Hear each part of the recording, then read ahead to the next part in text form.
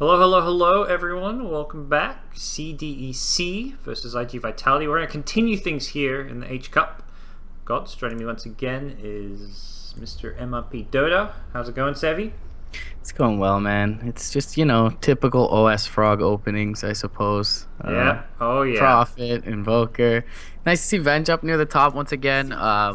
Prophet can absolutely dominate this mid lane, but she's also quite immobile early on. I'm kind of on the fence with how I feel about her as a hero. I'm not sure where you stand, but if Invoker is left completely alone in that mid lane, she can definitely get a lot of work done with some early levels in the Spirit Siphon. Yeah. I think Death Prophet, as far as like a pure 1v1 in the mid goes, is one of the best heroes to have because you can trade hits. You trade hits better than any other mid hero because of the Soul Siphon. So there's very few heroes that can really match up against it, but that's also where you almost always will see some support assistance to try and turn around and kind of change those odds a little bit in the mid lane. And once Invoker gets levels, he does a lot better because he'll have forward spirits there, and you don't want to be walking up to Soul Siphon, Spirit Siphon when there's forward spirits and a cold snap on you because they'll just DPS through you, take away your armor, and basically take you out.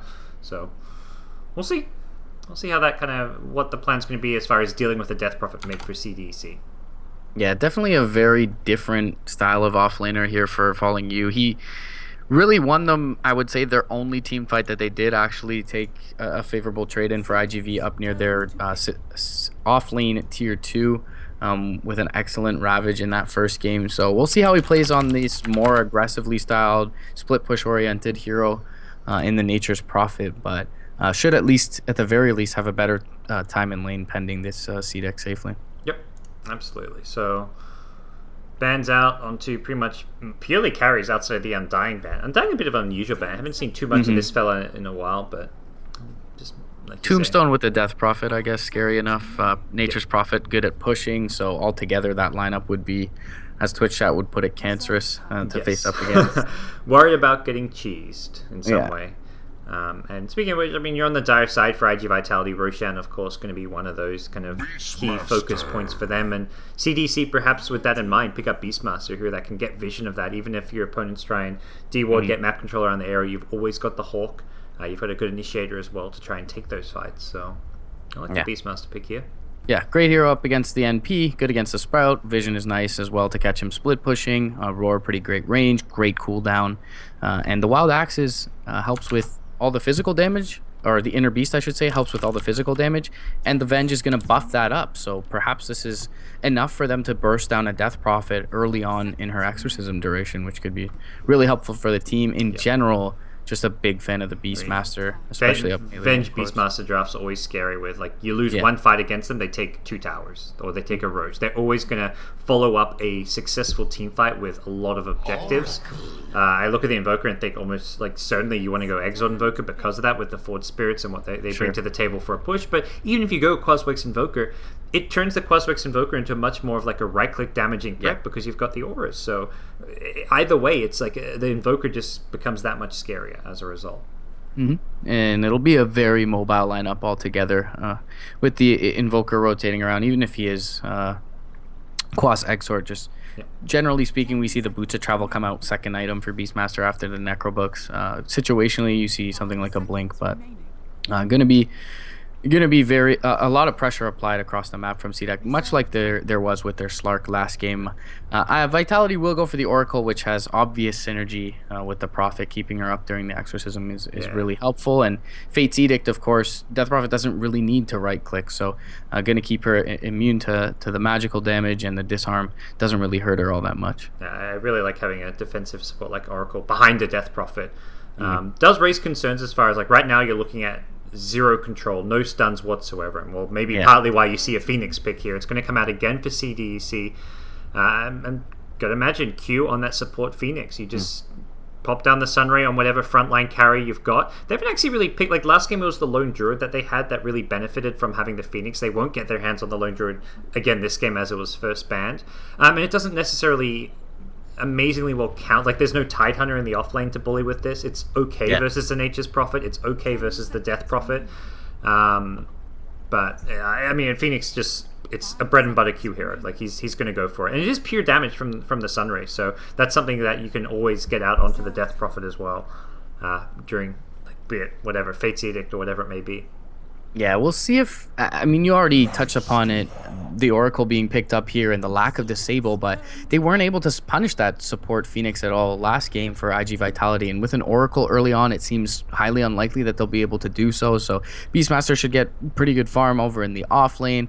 The Purifying Flames can probably nuke down his boars, but other than that, it doesn't seem like he's going to be all that hard pressed to find farm. A melee carry in the Lifestealer, we will probably see the meme build here just because of how well this lineup pushes. So I'd assume Vlad's Radiance, but I don't know. A Rage is great against a Supernova, of course, so he could actually just transition into a right-click carry, but I feel like Primal Roar is already a great way to deal with this Lifestealer. So I think a mix of Lifestealers, like as far as like, do you go for the Radiance or not? And even when it's been played in the one position carry role, like I still, like you say, it's still a not unheard of thing to go for that Radiance. I'm not sure like what iG.Vitality would do. I have no idea what their kind of thoughts on it are, but I guess we'll find out. I think this Clinks is still a decent possibility. Okay, so they're gonna go for a Lycan. I was looking for something self-sufficient with some push, and Lycan certainly fits the bill. A lot of push. Yeah, it isn't gonna be quite as powerful in lane perhaps as the Clinks would, but either way, still a really nice well-rounded lineup from CDEC, and they'll be pretty awesome at taking Roche, and having the Hawk on your side is always going to be able to facilitate those attempts in the pit. iG.Vitality, last pick coming up. I've got to imagine it's going to be a support with a stun, since that's two things they are lacking. I mean, they have a support. They're not lacking a support. They're lacking a second support, and they are lacking any form of stun or control. That's also where this Lycan pick is just... I mean, Clinks is kind of a similar thing where he would have been great because there's not much stuns and control, but there is a decent amount of slows. Like, you look at Oracle. Oracle does have the trap, I guess, to play around with. Lifestealer open wounds, though. They've got ways maybe to slow him down and keep him a little bit better in place. Yeah. But I would like to see some wave clear if at all possible. It seems like they're completely relying on Crypt Swarm at this point, so that seems to be that they're lacking a little. But support stuns, okay, I mean, it's not really a reliable stun by any. It's Aegis, like you can cancel TPs with Void. But, sure, yeah. Against the Nightstalker, or sorry, against the Lycan, I mean, what does Void really offer you? I'm not sure what Nightstalker offers this game. It's like it doesn't help. Like, we're looking at summons everywhere, like Necrobook Lycan, Beastmaster with Necrobook if you really want. Invoker, probably not Necrobook because it's like too all in. I mean, maybe it's still possible, but we're looking at this scary push. Nightstalker does nothing against a push. I don't really think this was the ideal pick for like you said, wave clear. That's wave clear and some kind of a stun. Like, there's a few options that maybe could have fit and covered both a little bit, but Nightstalker not really helping with either. Yeah, it feels like perhaps for the first time of the game, I'm pretty heavily favoring one side in terms of the draft being CDEC. And another little thing to mention, just in the 1v1 of the carries, Lycan having Shapeshift Max movement speed is always going to be reliably able to kite the open wounds, which Lifestealer relies on heavily for his 1v1 potential, and them lacking quite a bit of disable, especially for a shapeshifted Nightstalker. All they have is the hold from Fortune's End. It's going to be really easy for him to kind of have free reign in the fights for the Lycan. Yeah. All right. Well, we'll see. Lycan posturing to head up towards the top lane. What have iG.Vitality got in mind? Looking to maybe punish the fact that it's a Nightstalker support and go aggressive here. Phoenix is maybe on his way up there as well. Lycan not particularly here and known to be able to aggro tri-lane particularly well, but he does offer a Howl. So if you have two supports with a Lycan, you Howl, you've got three heroes with decent bonus damage, and Lifestealer is that melee hero who will struggle to farm into that. So we'll see if that's going to be a plan that they try and commit to or not with this aggro tri-lane. Is it Yao on the Beastmaster? I'm not sure. It's their names aren't tagged it's up. got to be. I just assume based on the roles. Like I'd be almost shocked if Yao was playing Lycan just because of how the roles work. But yeah, unfortunately, this game wasn't put on the ticket.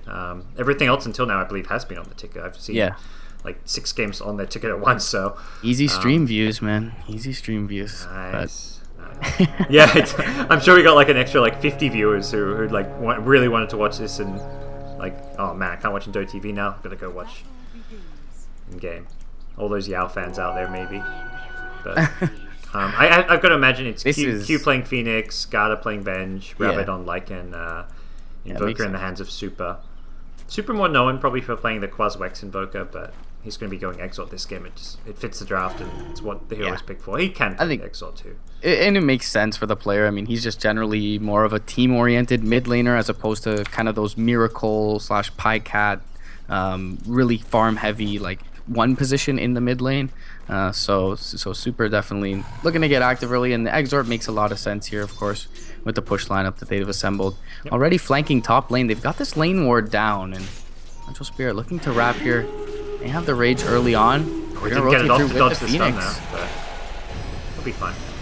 And good Fortune damage. will keep him back, and yeah, they chip away at him. He's got 8 tangos though, and Casual, no problem. he should be able to stand in this lane fairly well. Looks like Dogfight's going to join the fray up top lane, recognizing this is an aggro tri-lane. And the big thing here when you're against an aggro tri-lane and you're worried about your farm is just to use your pool camp as much as possible. It's already been stacked. You want to deny farm and experience from your opposing tri-lane, because if they miss like an entire creep wave of experience with 3 heroes up there, that's a huge deal. And Dogfights will deny this entire creep wave with this double stack here. The counterplay for this is, of course, CDEC. They pull themselves, and they're going to pull the big camp as well, recognizing that this is likely to happen. And just trying to basically counterplay their XP loss by XP loss on the side of iG.Vitality at the same time.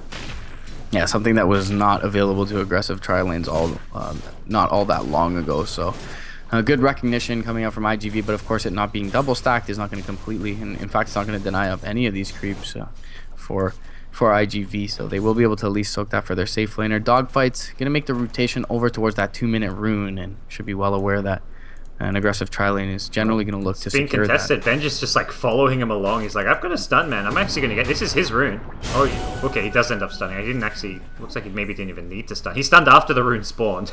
Nightstalker didn't even try and pick it up because he's just expecting to get stunned there. Yeah. He's like, okay, let's just force Venge to use her mana and then clarity up, which is like a very small economic victory. Mm-hmm. And one thing that you can do as well to hinder the Death Prophet's mid lane is to look to secure rune control, as she's going to rely on that at some point. So, and the Invoker not so much.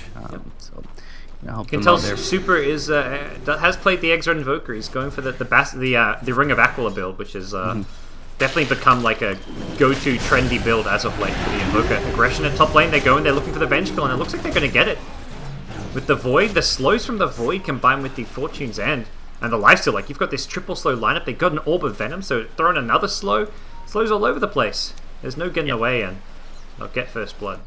And it's only going to get stronger with the Purifying Flames nuke coming out as well now for the Oracle as he continues to gain levels. So, I mean, they get their Beastmaster a lot of farm here early on, and it doesn't look like their Lycan's farm is going to be hindered all that much, but it's aggressive tri-lane yet to net any kills, and it doesn't feel like they'll be able to with the rage, as long as the Rage is constantly available for IGV's side, although the Sunray going to do a lot of work onto the Lifestealer.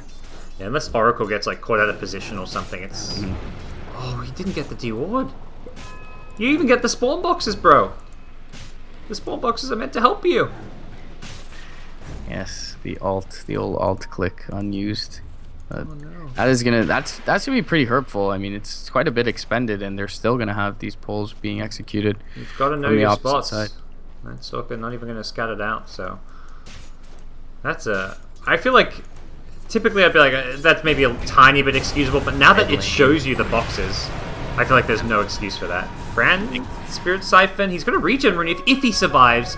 Unfortunately, he pops it and doesn't survive. I mean, if he respawns with or without the regen, it doesn't really matter. He's TPing back to lane with full HP and full bottle charges regardless, but worth trying to save his life there. Unfortunately, nice gank, and the Exo Invoker really starting to amp up now with that Ring of Aquila boots. Yeah, and as soon as this Roar comes online, I mean, you commit a Sunstrike, yeah. and any one hero is dead. Nature's Prophet actually has to probably leave the lane at that point, because I think just Beastmaster quote-unquote solo kills Nature's Prophet without any TPs, just by having a Sunstrike support. But the problem is the top lane's kind of crumble. They decide this aggro trial not working. Beastmaster's about to level 6, so he can rotate off this lane, roam around, and Lycan can also spend time in the jungle as well. Yeah, definitely one of the merits of picking that one position like him. But I mean, aggressive tri-lane had a full wave denied. He just picks up level 3 on the Lycan for CDEC here. So it's going to be... I mean, he's going to be hard-pressed to continue to get back into this game. They always do have the Roshan, however. from this lineup, and that low cooldown early Primal Roar should be able, with the Exort Invoker, to create him more than enough space to recover. Curious to see what the move's going to be. So yeah, smoke picked up by the Venge, but as soon as Lycan shows up bottom lane, like the call has got to be from iG.Vitality. Hey, Lycan's taken over, Beastmaster's roaming. Like, be ready for... And he's just hit level 6. So the obvious expectation is a smoke gank. The problem is you can't like play cautiously everywhere, and instead of playing cautiously, iG.Vitality are going to group up and go in the aggressive. They get the kill on Lycan bottom lane. They follow him from top to bottom. Wherever Rabbit goes, he is being hunted. And mid lane, Sunray as well from Dudu to try and heal up Rabbit. They do find the return kill though, and it's a big one on the Death Prophet, who was level 6 at the time. So they only have one Forge Spirit up, double Boar as well. Doesn't look like they'll be able to put much chip damage into this tier 1, but it's a nice turn and first usage of the Primal Roar. Bottom lane, they chase down Phoenix now as well, getting a nice kill there. Q unable to juke in the trees with the Sunray flying. But we'll see towers start to be claimed now. This is where the stage of the game where like you've got Venge, Beastmaster on one side with the Forge Spirits, you've got Nature's Prophet and Death Prophet on the other. A one clash will quickly turn into towers falling, and we'll see it at bottom where iG.Vitality get the couple of kills. They'll get a tier 1 tower for themselves. The first tower of the game being claimed by the side of IG. Super has one tangle left in that mid lane to be able to drop the Sprout, and the Venge had one as well, so probably would have survived, but either way, a little bit risky there, and they have the Hawk Vision to allow them to retreat as soon as they see those TPs. Here we go. Lifestealer, he's ready to join up with his team. He's going for a phased drum build, it looks like, so not the Tranquil boots at least. He wants to just bring this in to help push, and I imagine he'll be pretty eager to pop out at an early stage just because he's got the phase boots and has a lot of just right-click kill power. But this is going to almost guarantee this tier 1 tower going down, I feel. Like, you can't actually fight past this Ancient Black Dragon. It's just going to sit here, drop another Fireball, take out the next creep wave, and the tier 1 tower's gone. I think the play for CDEC is actually to look for a counter push, which they are doing in the top lane. Yeah, and there's certainly no slouches in terms of push for this lineup, so that's definitely one of the merits against this Ancient Lifestealer build. Also, later into the game, their right-click will transition very well, so the Ancient not generally as scary as lineups that are more reliant on their magical damage, but either way, it's going to secure them the mid tier 1 tower, the more important tier 1 tower for iG.Vitality as they get that Infest online. Absolutely. Well, and with both the bottom and the mid tier 1 tower down on the Radiant side, this Radiant jungle is just completely open. You can access it through mid lane, through bottom lane, through the river. It is just not a safe place to be. CDEC are going to have to give up a lot of farm and a lot of map control to iG.Vitality as a result of this. So it's also going to result in multiple more towers going down. The tier 2 tower bottom quickly to fall right after losing that tier 1 mid. Do they even go? This is a level 6. I mean, Death Prophet doesn't have Exorcism yet, but I think this next creep wave may be going to be enough XP. Probably not because he's sharing it. Unfortunately, if they had Exorcism now, they may actually just threaten the high ground. I feel like that's probably what the team discussion is, like, oh, get this Death Prophet level 6, let's go high ground, we've got an Arcane Rune and everything. I mean, they brought up the scoreboard and said this Phoenix is level 4. What really do we have to worry about other than this Primal Roar? They're high grounding without Exorcism. At 8 minutes in, holy crap, this draft, how do you stop this push? Where is the wave clear? And CDEC are like, yeah, we've gone for this great draft that has this awesome synergy and pushes and you can't defend us, but similarly, you can't defend iG.Vitality. It's the iG.Vitality push that we completely just didn't talk about, and on the CDEC side, their push comes online much later. It's iG.Vitality 8 minutes in the game, taking a lane of Rax potentially. Paparazzi's Ancient Creep finally goes down, but there's an Exorcism now. It may be level 1, but this is a melee Rax in jeopardy. 8 minutes, 54 seconds in. It's going to be just over 9 minutes, and I think this Rax is going down. Paparazzi, the Sunstrike misses! Oh, I don't think he was ready for the Roar. 8,000, that's super on the Invoker going down as well, and well, 9 minutes in, that's all it takes. Rax claimed, and these Raxes give a huge boost in gold. Considering the stage of the game we're at, that's a massive influx to the economy of iG.Vitality. Yeah, if you look at the net worth, I mean, the 3 sum of cores is sitting right atop, and even the Death Prophet, who had 2 deaths in that mid lane, is going to pick up a double kill, use that first Exorcism, they get a full lane of Rax, and yeah, I mean, they probably think we have all this right click to deal with this Ancient. We're not all that worried about this Lifestealer build, but I'll just put that Black Drake up on the high ground. And one of the better Ancients to get early on, so a bit of RNG for iG.Vitality because it clears waves so quickly, but they definitely were not prepared for that push. And without the 6 on their Phoenix, without the swap on their Venge, they just really had no way to get into that one. And yeah, they'll be, I mean, taken, just completely taken in that bottom lane.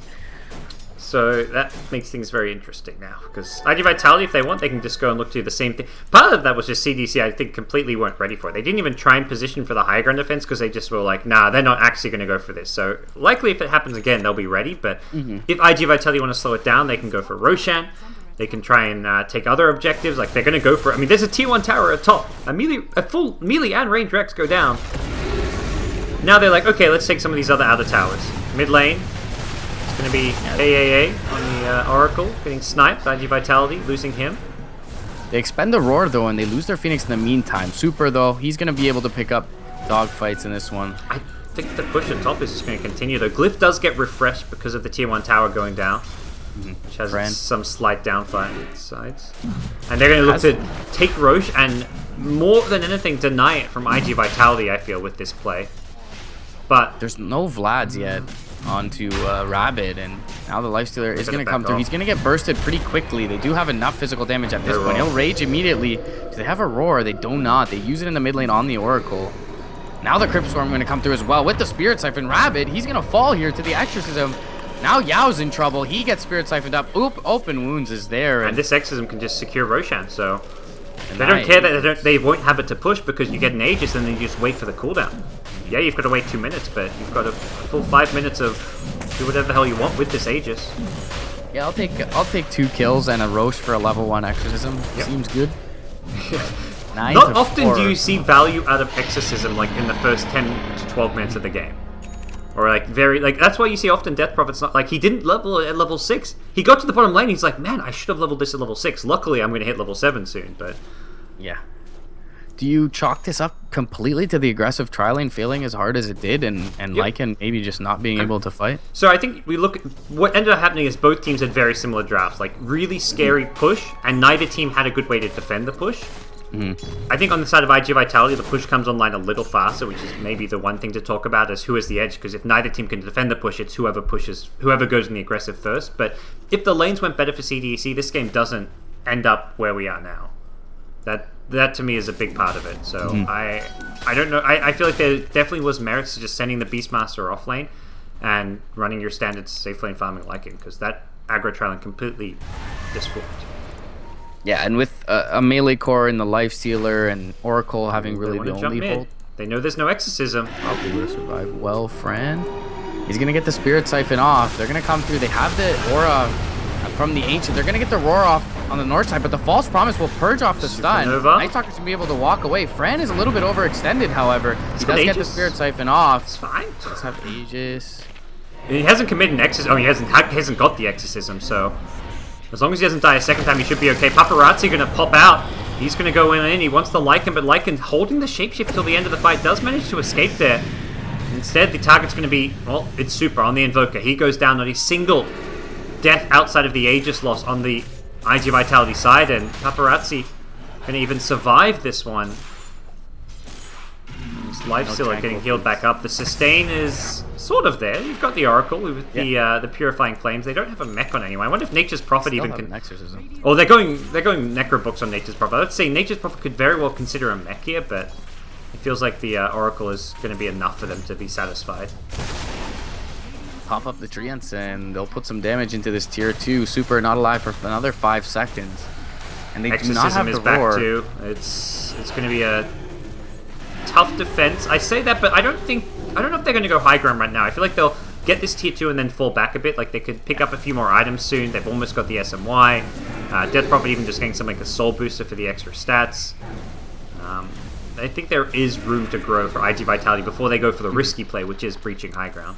Yeah, and this early on, not having the level 2 ultimate on your Death Prophet, and now the Supernova coming up for the other side, it's definitely a wise decision to back. But falling you, he's going to get caught with the swap. Magic Missile is there. The Meteor going to come through as well with the Deafening Blast. Paparazzi not worried about it. He's raged up. Roar is pretty much wasted here from Yao, and now they're all turning tail and running to get the Phoenix with the Void. The Fortune's End onto the Beastmaster. Super turns. He finds 1 kill, but he'll pay with his life.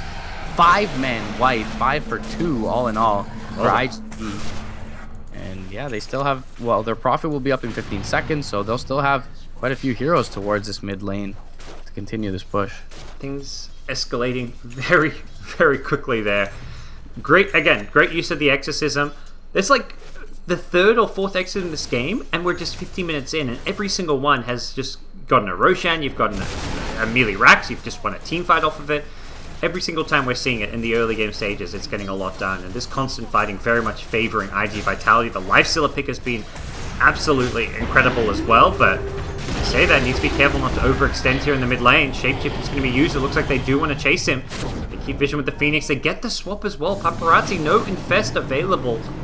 But he's incredibly fast. So FaZe, Drums, SMY. He says, yeah, Lycan, you're pretty fast too. He's going to outrun the Sunstrike position. I think Paparazzi may actually survive this one. That Shapeshift about to wear off. He's going to be A-okay. Wow. Oh my gosh. Race car, and you get to jump into Ancient. I mean, yep. What is this hero? But and he said either way, max he's going to find another when he pops the FaZe, so.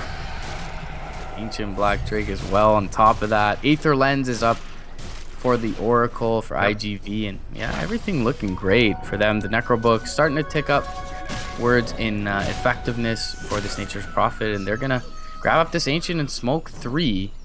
They are gonna rotate over Friends, Death Prophet as well. They've got a little bit of vision, but not enough to really see anyone.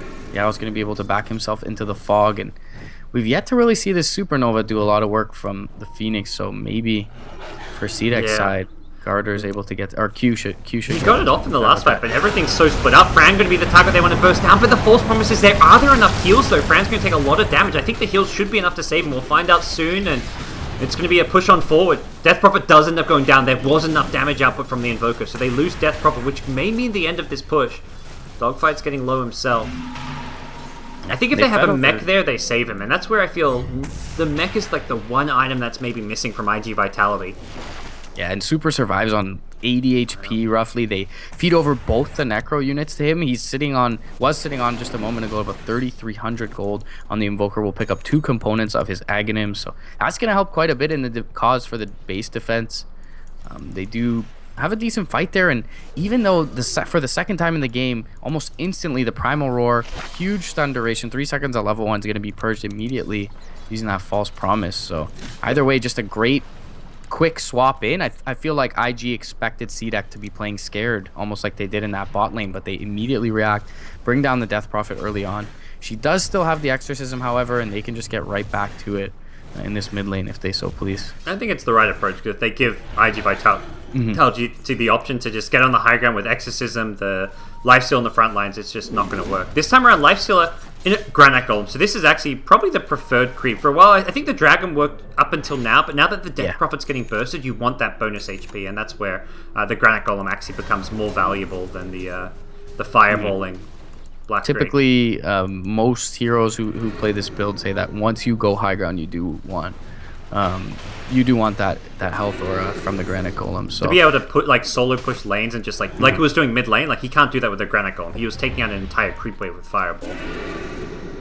Yeah, so definitely Ancient Black Drake nice early on. Radiance comes out, certainly the Granite Golem the best, but we'll be able to help facilitate the high ground push. It looks like maybe they wait out Roshan here for iG.Vitality for their next timing window, but it is going to give them a little bit of space. TP in looking for the Courier was the Nature's Prophet, but guess he decides better of it. Not sure. It maybe.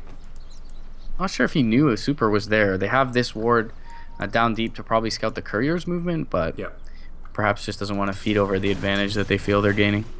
The smoke from CDEC into the Dire Jungle unfortunately didn't find anything for them, but they will now realize iG.Vitality just grouping up towards this mid lane once more.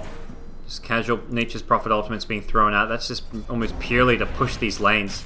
They see what the Lycan's up to bottom and recognize that he's going to try and take this tier 1 tower perhaps. Glyph available though, and I think Lycan's going to be forced back to defend more faster than anything. Yeah, and Rabbit will make the TP back to base, only still sitting on a Vlad's at this point. Looks like he spent the money for the Staff of Wizardry for the Necros before he gets into the fight, but this time they'll pop the Exorcism from the low ground for Fred. They're going to bring down the Granite Golem, so that's a good start for the side of CDEC, using their physical damage to help burst it down. It looks like Venge was looking for a swap, couldn't find it, now gets caught, gets silenced up as well. The Sprout, the Treant block, no real escape here for CDEC's Venge. The Fortunes, and not enough damage, he barely survives. It's just a Venge, but it's definitely one of the key initiators if CDC want to take a fight. They're going to roar Fran, immediate false promise, helps get him away from some of that invoker damage output. This time around, I'm pretty sure he's going to live. He's even spirit siphoning for some extra HP heal, and Fran now on the back foot, still full HP, didn't take any damage. In fact, and they've committed a lot. They've already used the Supernova, and iG.Vitality lose no one. They do not have the Exorcism any longer, but I'm not sure that's something they're concerned about. Paparazzi, even in rage form, actually getting taken out. The Alacrity Invoker with the Forward Spirits gets a second kill as well. That's a big overextension coming in from Lifestealer, and suddenly he felt like he was Rabbit in that position. We saw how far forward Rabbit was able to run with that shapeshift. The only thing to lock him down, once again, was that Fortune's End, and it wasn't enough for them to turn onto him. And then Rabbit, yeah, feeling a little bit of hubris there in the mid lane with his rage up. But we talked about all the physical damage starting to rack up here for the Radiant side, and having the Howl, having the Inner Beast available with the Alacrity, as you mentioned, they just turn on him and burst him down fairly quickly with the physical damage, which is starting to get scary. I'm curious, I was curious as far as physical damage goes. I was hoping the Lycan would do that. He's picked up a Sange, which is like a bit of extra survivability, goes into the SMY perhaps. But very much when I saw him with a Belt of Giant Strength, I'm like, Necrobook is not the item this game. Like, that's not going to do anything. You're not pushing. You're the ones on the back foot. You've got to defend. You don't, like, you've already got more than enough physical damage and just summons everywhere. Like, you need just single target damage for yourself. So, the direction he's going, I like. I don't know if Sange was, like, the ideal item, but it's definitely better than, like, the Necrobook option. Yeah, sure. Howlbeard, not the greatest item, so S&Y seems much more likely. Silver Edge, no problem. Yeah. It's underwhelming, I guess. It's decent against the Feast, but Hawk Vision, they're still going to see this Ancient. They don't want to come in, of course, too hard. 2,000 HP, spell immunity. It'll keep you alive for a while, so having any of your comrades in tow could be game-losing. I wonder if Silver Edge reduces the damage output of Exorcism, because like that's not, if it's already cast, I don't know. That's like one of those weird Dota mechanics. I wanna lean towards that it doesn't. I know it does affect spell damage, but if it's already up, if it's like to me it's like if it's already up and it's like a Death Ward. I assume Death Ward doesn't get reduced by Silver Edge, but because it's like a separate ward unit. Like to me, the Exorcism goes to like a separate unit to the Death Prophet. Right. They are going to be able to scout this out with the boar. And this is something you mentioned, like waiting for Roshan. That's perhaps maybe iG.Vitality's one of their biggest faults, you could say, right now with that push at mid, was that they did not wait for another Aegis. They got the first racks like 8 minutes in successfully without it, but that was very much like CDC, we're not ready, we're not in fighting shape. Now that they've got levels, the Midas is starting to kick in for the Invokers, level 15 with an Ankh Scepter. Life gets a bit more tricky for iG.Vitality to push. And also that these Nikes creeps every single time are actually getting dealt with very quickly now. The physical damage is really amping up. At this point, they're just, without having a Radiance, it's just not nearly as scary to put on the front lines. And the physical damage, as you mentioned, and Super surviving that one mid lane push really hurt iG's ability to take fights now that he has his full arsenal available with the Aghanim Scepter. So he's actually all 9 of their kills. Everyone else, 0-7, 0-3, 0-3, 0-3. It totally makes sense in this scenario. But with that said, like Beastmaster's been in 8 of the 9 as well. So it's like the Beastmaster in theory has done like been in like pretty much all the kills that an Invoker has. But speaking of which, mid lane, they are smoked up.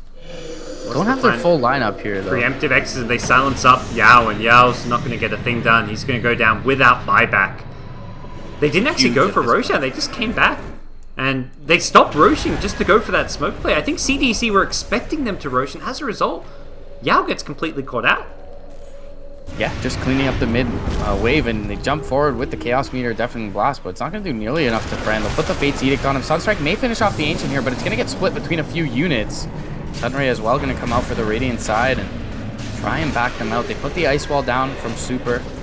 With the Ags, he'll still be able to fight, but he's getting a little bit low on mana, having used up those combos. It is going to force him back for now, but Beastmaster not available, does not have Boots of Travel. More than likely, they'll still be able to secure Roche as a 5-man unit. Yeah, they get a decent chunk of damage on the range tracks. Like you say, secure Roche, wait for the next Exorcism. It's very much like as soon as the Exorcism's about to wear off, they want to back off and play it safe. So they're playing cautiously around that. But I think CDC recognizing, hey, they want to probably secure Roche for their next push.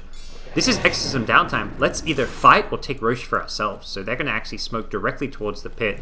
Some of them smoke, others are just like in plain sight. But Dire Vision will spot some of these heroes going in, and CDEC say, come and get us. We're in the Roshan pit. What are you guys going to do? The Fireball gets dropped, which is actually pretty goddamn annoying for CDEC. Unfortunately, it will take out a lot of these summons. The Boars, the Forward Spirit's getting low. It's going to go in here. Lycan pops a Shapeshift preemptively, and Roche secured. I don't really think... Oh, Kyria down. Goodbye. But that's the play for CDEC. It means they don't have to worry about an Aegis push coming their way. Who got the Aegis? Where did it go? Invoker? No? What happened? Was it denied? Snatched by Death Prophet? Oh, what? He just walked in? It in the pit. What? They left it in the pit. Are you fucking kidding me? What's going on in this game, Sevi? We're trying to make Chinese Dota great again, you know? That was the call, you know? I'm like, alright, H-Cup is back. We've got all the new reshuffled teams. Chinese Dota, it's going to be great again. What the fuck? What just happened? Now they're going to jump up to the high ground with the Necro. It's an easy range drag. Silence up his the Vengeful Spirit as well. EMP comes out with the Tornado on top. It's going to burn some of their mana, but not nearly enough to dissuade the push. The swap back is going to be onto Fran. They have the Oracle behind him, though. False Promise will come out before the Roar for once, but they don't have the follow-up damage. Should go down after... Oh, he doesn't. He actually heals through enough. Oh my gosh, Fran's going to survive through it all. The Exorcism's still going. The Supernova, finally they managed to bring down Fran. He's going to respawn without this. And Lifesteal, unfortunately, on the sidelines as well. So I think we just see a secondary kill onto Fran. The Glimmer Cape, have they got detection? I don't even believe they do. Sunstrike on through, not going to find him. Fran off to the side. He's managed to avoid detection, and they won't even get the follow-up kill onto the Death Prophet. So a full lane of racks taken. I'm so glad I'm casting with this game with you, and I didn't bet on it because I mean, from this the base race, like we've seen some weird games today. I gotta say, that is unbelievable. I mean, I guess Rabbit or Yao or Super was expecting Rabbit to have it. Rabbit had 522 move speed. He just got the hell out and immediately Super TPs to the top lane with the boost of travel. Well, I think Invoker is the hero to pick it up on. Like, yeah, he walked into the Roche as well as he was dying. So Super's probably thinking, oh, Lycan's, he's popped his ultimate, he's in the front, he's just going to grab it because he's the melee hero attacking it, but Lycan's thinking Invoker's the hero to pick it up because it's better on Invoker. So, and he has an Ags, he's much more farm, so I don't know. Ultimately, I feel like a situation like that, it's not like one player's fault, it's the team's fault for not saying and agreeing who's going to pick it up. It's the captain's fault, perhaps. If no one says, I'm taking Aegis, the captain says, this hero takes Aegis. So, whatever happens, whew.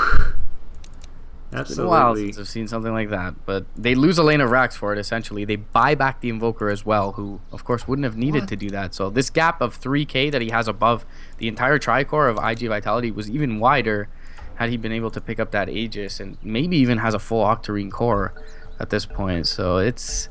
I mean, it's still a winnable game, no doubt, for CDEC, but they are at a pretty significant disadvantage compared to what would have been the case had they picked up that Aegis. We'll see what the next moves are going to be. Oh, some pauses, some unpauses. You Kale, me Kale. I mean, we all Kale sometimes on Perfect World. We know that feeling all too well, so... Again, though, smooth in the lobby for me. In Dota TV was absolutely brutal. Yeah, Dota TV is often a bit less stable. Lobby is like 90% okay. Like 90% of the time it's fine, but when you get it, sometimes when you get a bad game, it's just like you can reconnect 10-20 times and it's awful, it's unwatchable. But Rabbit will get us back underway, and 1700 gold on the Lycan, but no real item progression to speak of since that Senge. And for iG.Vitality, like items like the Aghanim Scepter on Night Stalker means you can get vision for the Venge swap that keeps on targeting Fran. Like, Fran is continually the target for this swap burst damage, and you can see it coming with the Night Stalker, so I think that's going to make a big difference as far as these upcoming fights go. Falling You almost going to have his Mjolnir up as well, and with the Night Stalker Ags, as you mentioned, if they're able to burst down Super, I mean, he is everything for CDEC right now. He, aside from Yao's Roar, everything they have is on the back of this Invoker. You can put that Mjolnir on these Ancient Creeps, so that'd be a fun way to frontline things. Yeah, they'll bring down the Hawk as well with the gem coming down, or the Night Stalker Eggs. Yeah, they haven't actually got a... Yeah, they don't have the gem yet. I imagine that's going to be like the next go-to pickup for him, but...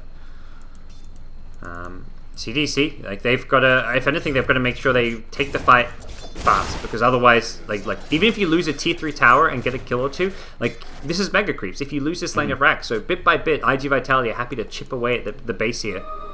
And with all these outer tier towers gone, I mean, they can just continuously split up the map while CDEC are forced to be standing beside one another, not really finding all that much farm, half of which is super creep. So iG.Va, I mean, not in a huge rush. Of course, their lifestealer isn't going to scale extremely well, but...